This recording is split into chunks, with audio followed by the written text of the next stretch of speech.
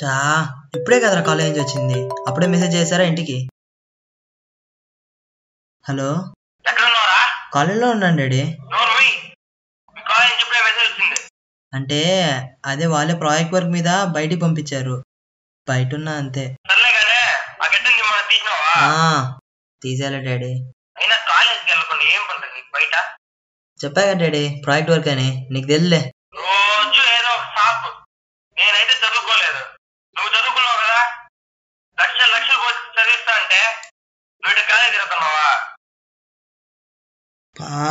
ఏం డాడీ ఎప్పుడు చదువు చదువు చదువు విసిగిస్తావు, పెట్టే ఫోను.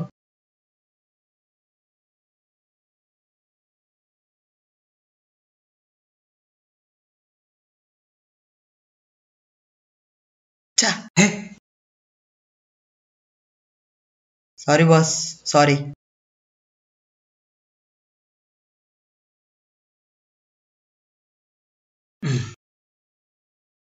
ఏంటి బాస్, ఏదో ప్రాబ్లం అంటున్నావు?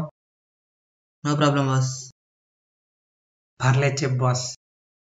మా నాన్న ఇప్పుడు చెప్పేవాడు, ఆనందం పెంచుకునే కొద్దీ పెరుగుద్ది, బాధ పెంచుకునే కొద్దీ తగ్గుద్ది. అసలు ఏంటి ప్రాబ్లం? Father problem boss. నాన్నే. అరే ప్రతి చిన్నదానికి గొడవ, అర్థం చేసుకోరే, చెప్తే వినరు. అరే ఒక్కసారి ఎగ్జామ్లో ఫెయిల్ అయితే ఇంత రాద్దంతం చేయాలా? ఒక్కరోజు కాలేజీ పోతే ఏమవుతుంది? సునామీ వస్తుందా, భూకంపం వస్తుందా? బాస్ అదేంటి? చెట్టు. ఓ చెట్టు కదా, చెట్టే.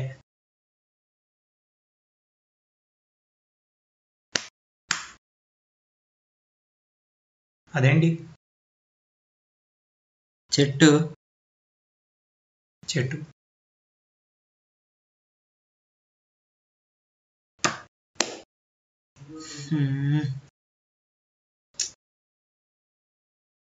నీకేం పిచ్చా? ఎన్నిసార్లు చెప్పాలయా, చెట్టయ్యా బాబు. నేను జస్ట్ 3 సార్లు అన్నందుకే నీకు విసుగొచ్చేసిందే. నీకు 5 ఏళ్ళు వచ్చాక ఇదే ప్రశ్న మీ నాన్నని అదేంటి అదేంటి అని కనీసం 100 సార్లు అడుగుతావు, విసుక్కోలేదు. నాన్న కదా. నీకు 10 ఏళ్ళు వచ్చాక నీకు కావాల్సిన బొమ్మే కావాలని పట్టుపడి ఏడ్చి కూర్చుంటావు చూడు, ఆ రోజు కూడా విసుక్కోలేదు. నాన్న కదా. నీకు 20 ఏళ్ళు వచ్చాక మటుకు ఏదో ఒక్క మాట అన్నాడని మీ నాన్న విసుకున్నావు నువ్వు. ఇది ఎక్కడ న్యాయం బాస్? రేపు నీకు 50 ఏళ్ళు వచ్చాక మీ నాన్నకి 80 ఏళ్ళు వస్తాయి. ఆ రోజు ఆ క్షణం మీ నాన్న హాస్పిటల్ బెడ్ మీద చావు బతుకుల్లో ఉన్నప్పుడు దానమ్మ ఆస్తంత పోయినా పర్లేదు, మా నాన్నే నాకు కావాలని పట్టుబట్టి కూర్చుంటావు చూడు, ఆ రోజు తెలిసింది బాస్ నీకు నాన్న విలువ ఏంటో, నాన్న అంటే ఏంటో.